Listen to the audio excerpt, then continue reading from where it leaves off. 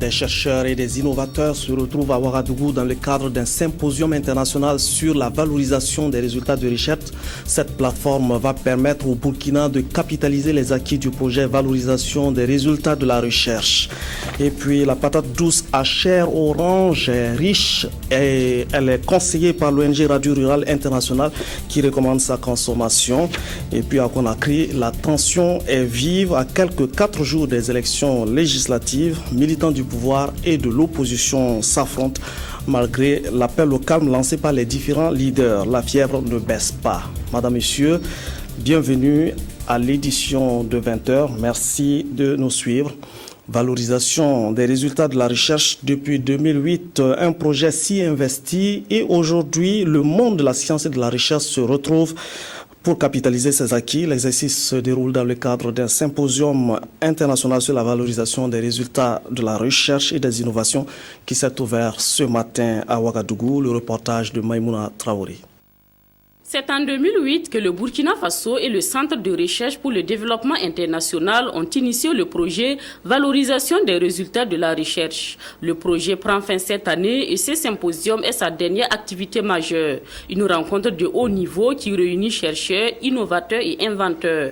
Il s'agit pour eux d'échanger leurs expériences et d'identifier les bonnes pratiques pour une réelle valorisation des résultats de la recherche et de l'innovation en Afrique. Ce que nous voulons attaquer comme problème ici. Quand vous regardez les pays émergents, les pays développés, vous vous rendez compte que le mieux-être, c'est-à-dire le développement de ces pays-là, est essentiellement dû aux innovations, aux technologies développées par la recherche et par les innovateurs. Pourquoi en Afrique, nous peinons, n'est-ce pas, à voir l'impact de ces résultats-là sur le quotidien des Africains. Le symposium va s'atteler à ça. Alors, le Burkina a une expérience de 5 ans à la matière, une expérience pilote, et nous voudrions justement partager avec les autres Africains ce que nous avons pu observer lors de la mise en œuvre de ce projet. Depuis longtemps, nous sommes là dans l'innovation, nous ne sommes pas très bien connus. C'est une occasion pour nous de se faire exprimer devant le monde intérieur et extérieur. C'est ce que nous faisons. À cette cérémonie, le Canada a réaffirmé son engagement à soutenir ses acteurs du monde scientifique dans la mise en place des stratégies de valorisation de la recherche autour des enjeux de développement. Le chef du gouvernement les a invités à orienter leurs recherches sur les préoccupations de la population. Nous pensons qu'en Afrique, les chercheurs doivent fondamentalement se tourner vers les préoccupations des populations, les préoccupations majeures de l'ère, de telle sorte que la recherche soit intimement liée donc au processus de développement. J'ai une dernière préoccupation qui me paraît aussi fondamentale, je ne sais pas si c'est la même situation qui se pose dans les autres pays africains, c'est la question de la relève, c'est la question des ressources humaines. Et au Burkina Faso, le personnel de la recherche scientifique est un personnel vieillissant. Et si avec toute la noblesse que cela a, parce que plus dans ce domaine-là, plus on est vieux, plus on connaît mieux. Mais il faut aussi penser à assurer la relève. Et le risque est que si nous n'avons pas une politique, une vision claire, il arrivera à un moment donné, à cause justement du statut des chercheurs, qu'ils ne puissent plus travailler pour l'État. En marge de ce symposium, il est organisé un panel avec les organisations de jeunes sur les opportunités d'emploi et d'auto-emploi qu'offrent les technologies et l'innovation. Grâce à la recherche, on sait que la patate douce à chair orange est riche en vitamine A, plus riche que la patate douce à chair blanche ou jaune. La patate douce à chair orange est donc conseillée pour l'alimentation des mères, des femmes enceintes et des enfants. L'ONG Radio Rural International travaille à la vulgarisation de ce tubercule vitaminé. Elle a convié à Ouagadougou journalistes et transformatrices de produits locaux pour mettre en place un comité chargé du projet patate douce à chair orange. Reportage Oumou Sissé. Elle a très peu de place dans les habitudes alimentaires au Burkina et pourtant la patate douce à chair orange PDCO peut faire reculer les limites de la malnutrition. Très riche en vitamine A, elle est conseillée pour l'alimentation des mères et des femmes en état de grossesse. La PDCO permet aussi de lutter contre les carences en vitamine A chez les nourrissons.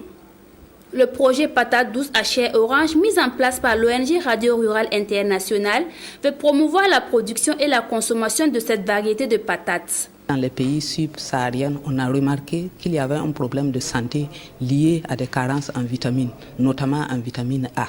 Et donc c'est pourquoi la Fondation Bill et Melinda Gates a pris les devants pour améliorer la santé de la mère et de l'enfant en l'amenant à consommer la PDCO. Et pour cela, il faut bien que la PDCO soit produite. J'ai eu la chance en 2011 d'être au laboratoire. J'ai suivi la formation là-bas. J'ai fait différents produits avec PDCO. J'ai fait sortir un couscous, un indi, et du maïs jaune à la patate douce, enrichi au moringa. J'ai déposé dans les alimentations et les gens ont aimé. La patate douce à chair orange peut être transformée en farine, en couscous, biscuits et bonbons. Au Burkina Faso, depuis 2009, la recherche agricole a mis en place 33 nouvelles variétés de patates à chair orange. Ces variétés sont en évaluation avec les producteurs pour leur adoption future. Dans le Passoré, des poches de sécheresse ont affecté certains champs. La pluviométrie capricieuse a mis en retard certaines spéculations, mais il faut dire aussi que le manque de matériel et d'engrais sont des difficultés qui limitent les capacités des producteurs. Les députés Fatou Djendjere et Edi Komboigo ont pu s'en rendre compte après une tournée dans des champs dans 9 départements de leur province. Malgré tout, la campagne s'annonce prometteuse et les honorables députés ont encouragé les producteurs à poursuivre dans la mise en œuvre des technologies conseillées par la vulgarisation agricole. Le reportage de C. Sylvestre Da. Des légumineuses au stade de la floraison et de formation de gousses, des céréales en épiaison, des ignames en début de formation de tubercules.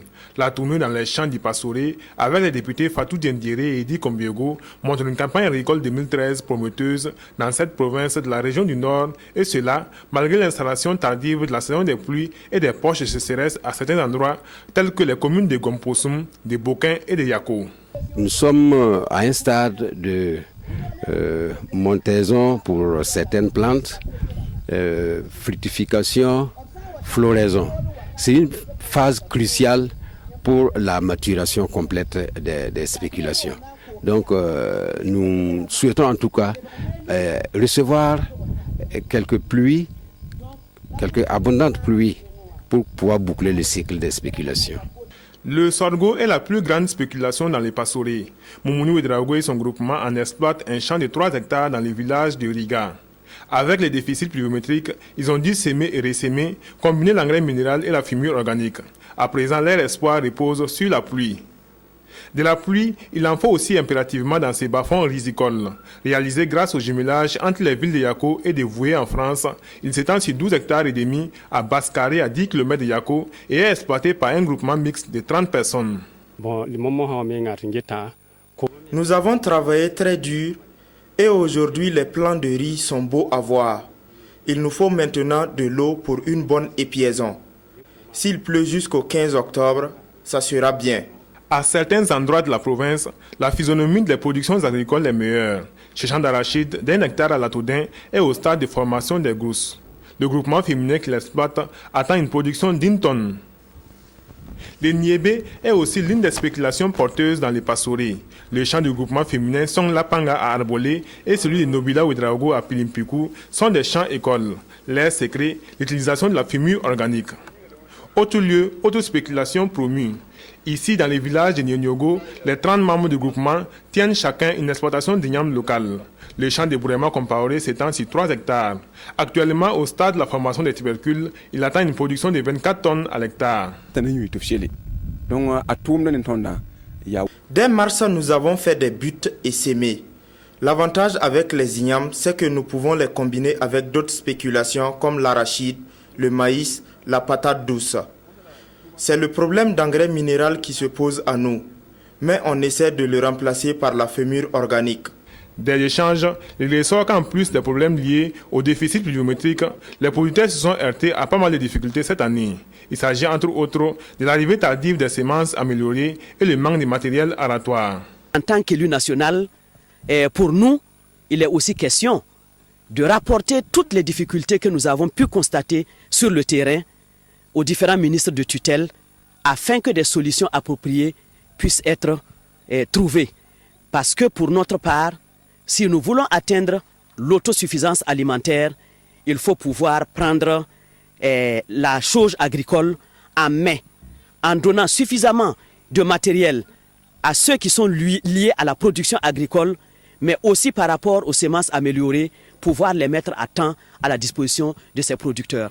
En tout cas, nous pensons que l'espoir est permis, parce que nous avons vu des producteurs prêts, des producteurs engagés et des producteurs modèles. Pour la direction provinciale de l'agriculture, cette tournée a surtout l'allure d'une visite commentée. C'est une visite commentée parce que nous présentons chaque fois un outil.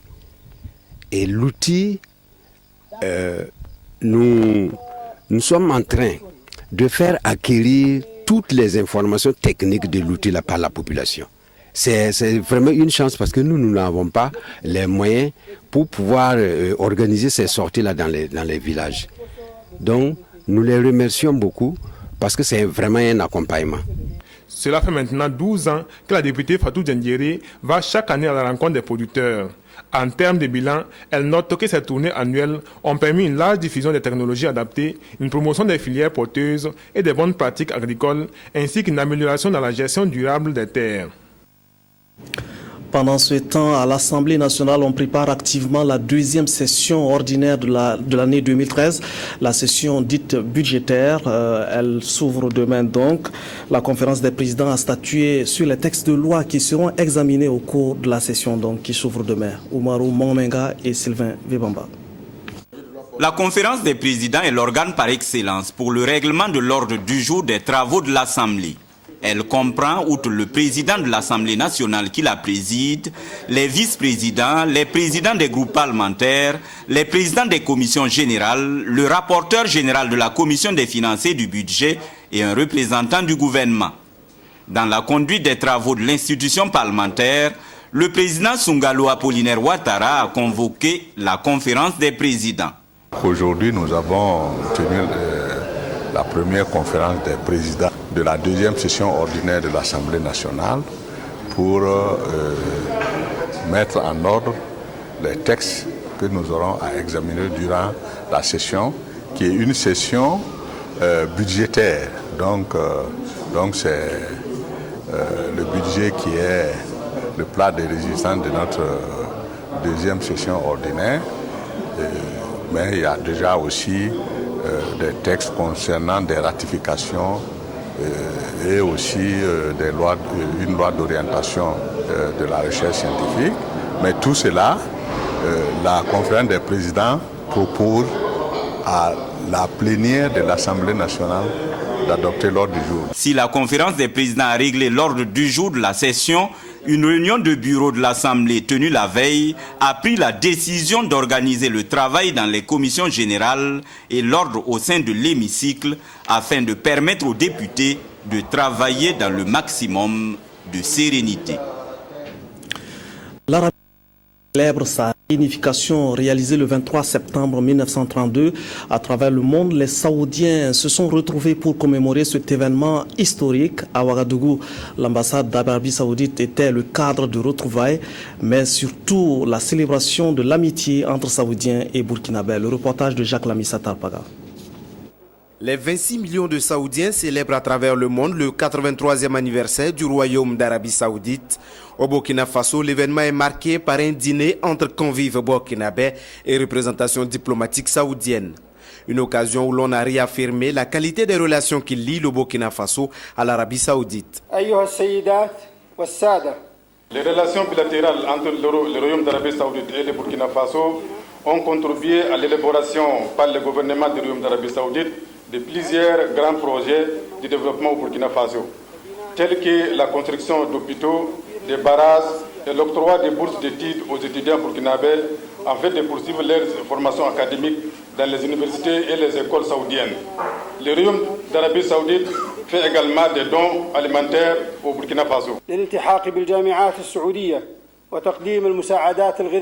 Le Royaume d'Arabie Saoudite suit de près les actions du président du Faso en faveur de la paix et le diplomate saoudien l'a relevé en cette soirée anniversaire.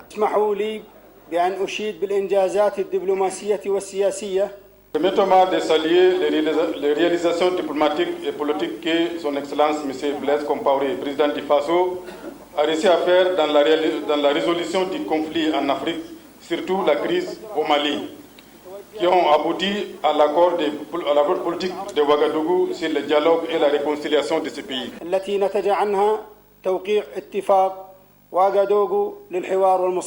La fête nationale d'Arabie Saoudite est célébrée officiellement depuis 2005, le 23 septembre de chaque année. Le financement de la première phase de la construction de l'aéroport de Doncin est acquis avec les crédits que viennent d'accorder la Banque d'investissement et de développement de la CEDEAO, la BIDC et la Banque ouest-africaine de développement BOAD. La BIDC va signer dans le cadre du projet Doncin un chèque de 5 milliards de francs CFA, tandis que la BOAD accorde au Burkina Faso 25 milliards. Ismaël Diloma, Sirima et Nyakiteda ont suivi la signature des deux conventions. Au reportage. Le premier accord signé avec la Banque d'investissement et de développement de la CEDEAO s'élève à 5 milliards de francs CFA. Cette somme va servir à la réalisation des bâtiments administratifs de l'aéroport de Doncin. Le second accord d'un montant de 25 milliards de francs CFA sous forme de prêt a été contracté avec la BOAD, la Banque ouest-africaine de développement. Ce prêt est destiné aux travaux de voirie, d'adduction d'eau potable et de sécurité. Nous nous sommes déjà inscrits dans cette première phase pour un montant global de 37 milliards. Donc je peux vous dire que les 25 milliards que nous venons de signer, c'est la première phase de la première phase. Ouais, bien. Donc il reste entendu que des compléments, des ressources additionnelles seront mises en place. Oui, bien sûr. Notre financement porte sur la première phase du projet, comme le ministre vient de vous l'indiquer. Et nous avons indiqué à monsieur le ministre notre disponibilité à continuer d'accompagner le Burkina Faso pour la seconde phase également. Ces deux accords de financement portent le montant déjà mobilisé à 60 milliards de francs CFA sur un besoin total estimé à 306 milliards de francs CFA pour la mise en œuvre de la première phase de l'aéroport international de Doncin. La fin des travaux de la première phase interviendra en 2018. Une nouvelle association pour accompagner les jeunes dans la bataille pour l'emploi. Elle se dénomme AGEBOU, l'Assemblée des jeunes entrepreneurs du Burkina. Créée en 2012 à Bobo Dioulasso, l'AGEBOU installe dans le centre une coordination régionale. Seydou et Nathalie Kaori. Après Bobo Dioulasso, l'Assemblée des jeunes entrepreneurs du Burkina AGEBU dépose ses valises à Ouagadougou. Cette cérémonie consacre l'installation officielle des membres de sa direction régionale du centre. Cette structure va représenter l'association auprès de la jeunesse du centre. Aujourd'hui, le directeur exécutif national nous a mis officiellement en place. Donc nous allons vraiment travailler avec la jeunesse burkinabé pour pouvoir vraiment essayer de résoudre le problème vraiment que nous vivons aujourd'hui. Les responsables de l'AGEBU ont saisi cette occasion pour mieux la présenter. Une association dont l'objectif principal est la promotion de l'entrepreneuriat auprès des jeunes à travers la formation. Elle se propose d'apporter des solutions aux questions de l'emploi de la jeunesse. Une initiative qu'accompagne le ministère de la Jeunesse, de la formation professionnelle et de l'emploi. Pour nous, la formation, elle est capitale, elle est primordiale. Donc, notre la spécificité, c'est de former les jeunes. Et nous savions qu'après avoir formé quelqu'un dans le domaine de l'entrepreneuriat, cette personne a besoin au moins d'un minimum afin de pouvoir mettre en pratique ce qu'il a appris. Et raison pour laquelle nous intervenons en ce moment auprès des structures financières afin que ces jeunes qui nous font parvenir leurs projets qui sont bancables surtout, afin de leur apporter quelque chose, afin qu'ils puissent déjà mettre en place. L'Assemblée des jeunes entrepreneurs du Burkina compte dans les jours à venir mettre en place une direction dans la région du centre-ouest. Créée en juillet 2012, la GEBU est ouverte à tout jeune ressortissant ou résident au Burkina Faso. Le centre de formation professionnelle de référence de Zignari a reçu des jeunes de l'espace CEDEAO pour une formation en mécanique auto, froid et climatisation. Ce programme spécial s'inscrit dans le cadre d'un partenariat entre le Centre de développement de la jeunesse et des sports de la Communauté économique des États de l'Afrique de l'Ouest et le Centre de formation professionnelle de référence de Zignari, Touboum Evelyne Dabiri. Cette formation en mécanique auto et en froid électricité concerne 67 jeunes venus de 13 pays de la CEDEAO. Elle vise un double objectif. L'intégration est en marche. En même temps que les jeunes apprennent à se connaître, à se frotter, à tisser des liens d'amitié, ils apprennent ensemble et ils vont repartir chez eux pour être des modèles parce qu'on va les inculquer l'esprit entrepreneurial pour qu'ils puissent aller s'employer, s'auto-employer, parce que vous savez qu'à l'heure actuelle, le problème de chômage se pose avec acuité de nos jours. Durant 30 jours, 27 jeunes ont pu pratiquer dans le domaine de la mécanique auto, la réparation du moteur à essence, des systèmes de freinage, d'injection et de suspension. 40 autres ont pu toucher du doigt la production du froid, les congélateurs, les chambres froides en froid et climatisation. Cette formation a un avantage certain pour les apprenants. Donc je vois qu'avec cette formation, on peut améliorer beaucoup de choses. On peut même élaborer des projets d'entrepreneuriat. Les critères du choix de ces jeunes sont définis par la CEDEAO. Le Centre de développement de la jeunesse et des sports définit les critères. Il y a une parité garçons et filles. Nous déterminons le profil des jeunes. Donc une fois les critères définis, nous les communiquons au niveau des ministères en charge de la jeunesse des différents pays de la CEDEAO.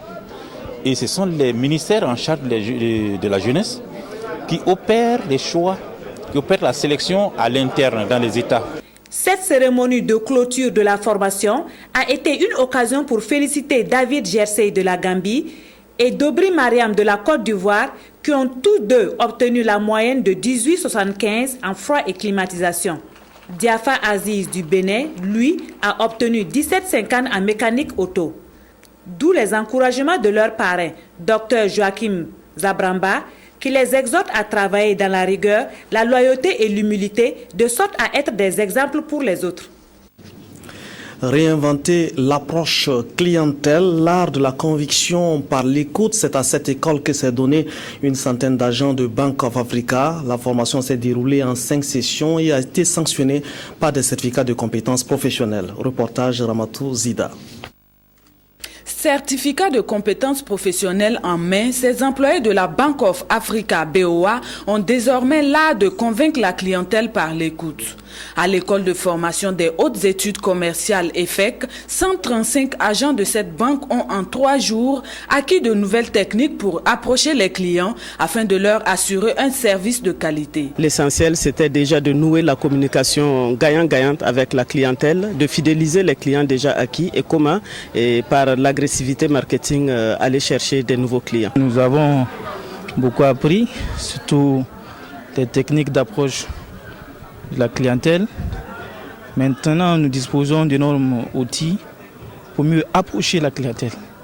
Voilà, quels sont les outils pour une bonne approche de la clientèle?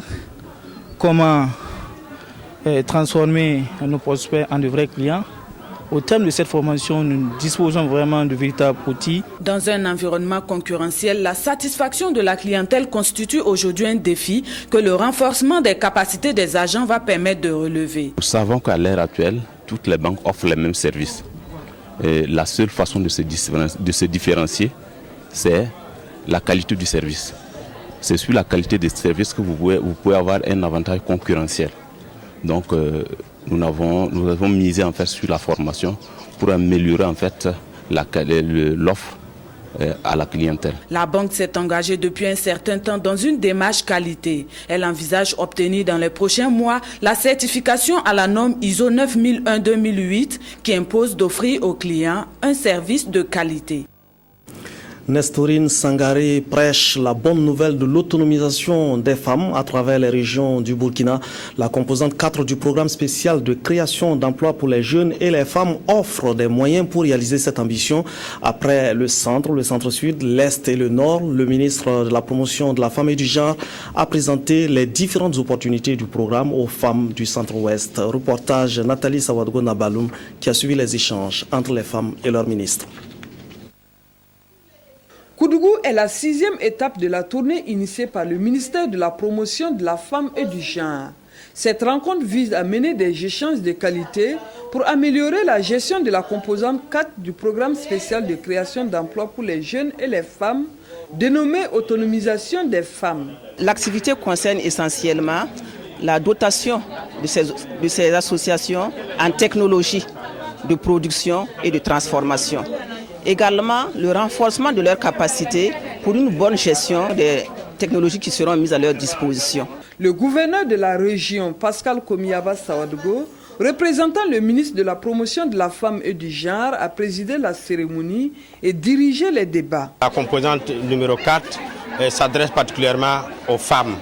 Et à ce niveau, donc, nous avons passé en revue l'évolution de cette composante et nous avons donc constaté que cette composante est désormais confiée totalement au ministère en charge des femmes. Des débats pertinents et enrichissants selon les participants. Très contente d'avoir participé à cette rencontre et je loue vraiment l'initiative du ministère de la promotion de la femme et du genre qui a pensé accompagner les femmes par ces rencontres. Une très bonne appréciation, c'est vraiment une première et j'en tire énormément de leçons et d'être au milieu des femmes et comprendre un peu comment les femmes sont organisées et c'était vraiment formidable.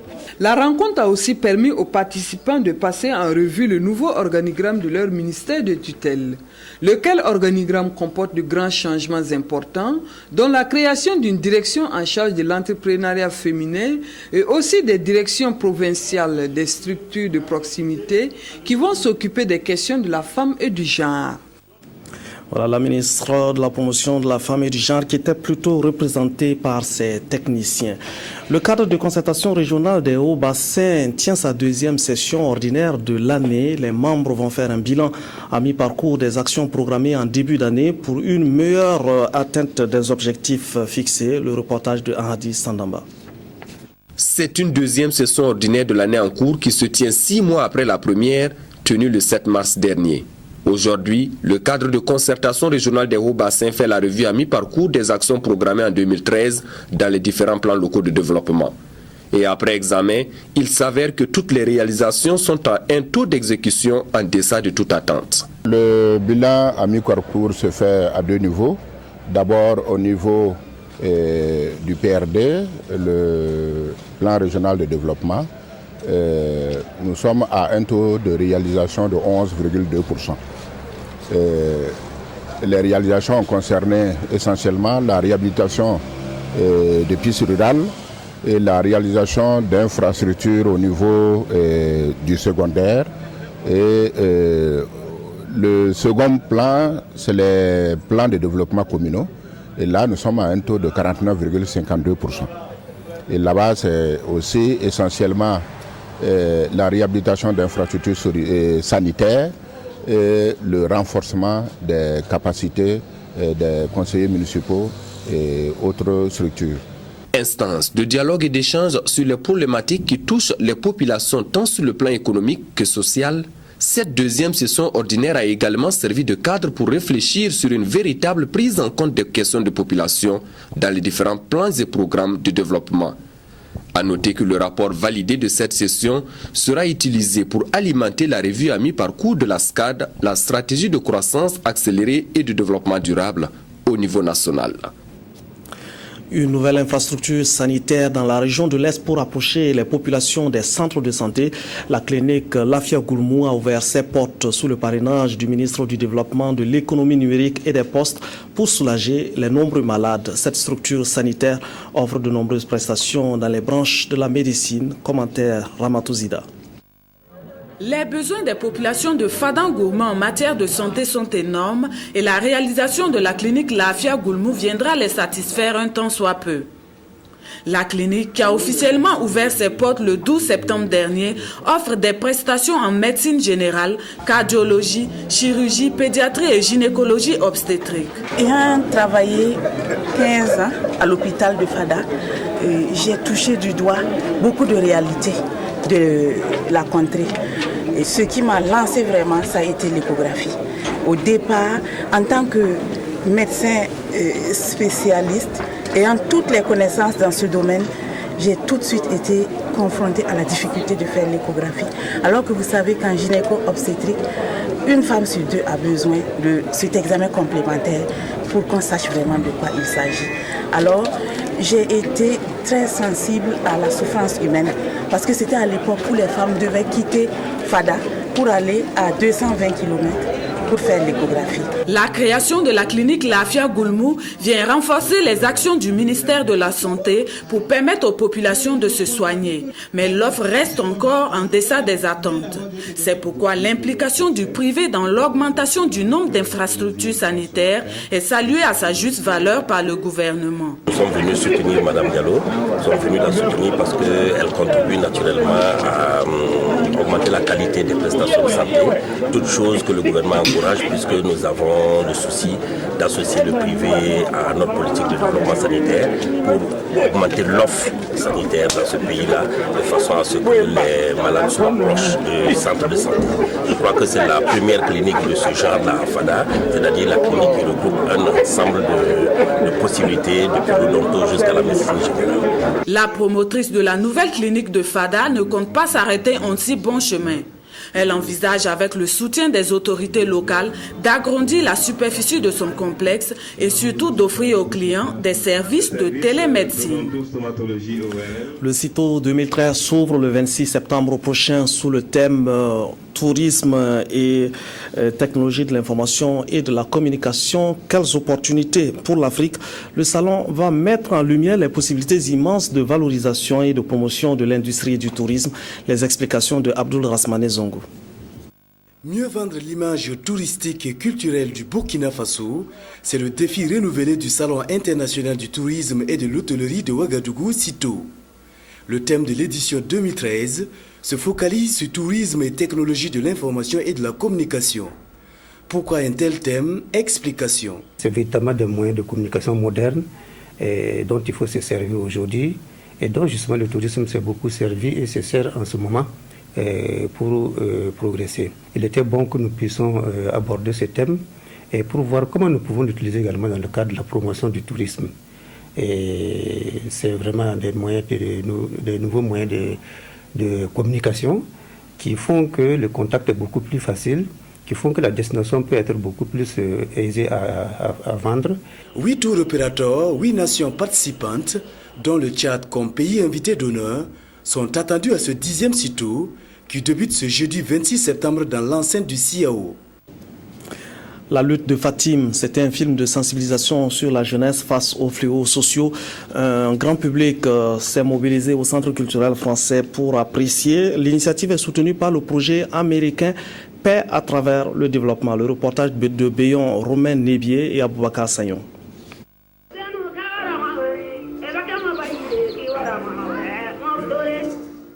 Ce film retrace l'histoire d'un groupe de jeunes qui a décidé de prendre son destin en main dans un environnement social peu favorable. Sous le leadership de Fatim, actrice principale, ces jeunes tenteront de sortir de leurs conditions de vie austères. Une lutte qui va finalement payer. La lutte de Fatim se veut un outil de sensibilisation de la jeunesse sur l'abus de l'alcool, la consommation de la drogue, l'oisiveté et la délinquance. Il est réalisé par les films du Dromadaire. C'est une belle histoire quand même qui a commencé par le contact avec le PDF2 qui avait le désir de faire un film sur en fait, le leadership des jeunes. Et les films du dromadaire avaient en charge de réaliser. Entièrement financé par le projet américain Paix à travers le développement, la lutte de Fatim sera projetée dans 2 autres régions du Burkina, à savoir le Nord et le Sahel. Ce film, c'est pour illustrer un des aspects ou un des objectifs de ce projet, qui est un projet qu'on appelle Paix à travers le développement, financé par le gouvernement américain à travers l'USAID, et qui vise justement à faire en sorte que les jeunes puissent se prendre en charge. Pour le département en charge de la jeunesse, ce film, qui arrive au moment où l'incivisme prend de plus en plus de l'ampleur au Burkina, nourrit beaucoup d'ambition. C'est un projet qui existe au Burkina, au Tchad et au Niger, et dit qu'au niveau du Burkina, le projet intervient dans la région du centre, dans la région du Sahel et dans la région du Nord. Et que ce film de sensibilisation-là n'est que le déclenchement d'une série d'activités que le projet aura amené. Depuis les événements de 2011, j'ai pour habitude de dire que le civisme a quelque peu foutu le camp au Burkina Faso. Donc on a besoin de ce type de film-là pour que de plus en plus on revienne là à ce sens du civisme-là. Déjà, des jeunes ont été formés durant une semaine en caméra mobile. Ils auront pour tâche de projeter ce film dans les régions concernées afin de venir à bout de la délinquance juvénile. C'est la fin de cette édition. L'information continue à 22h15 avec Viviane Tendrebego qui sera aux manettes pour l'édition synthèse. Pour ma part, je vous retrouve demain.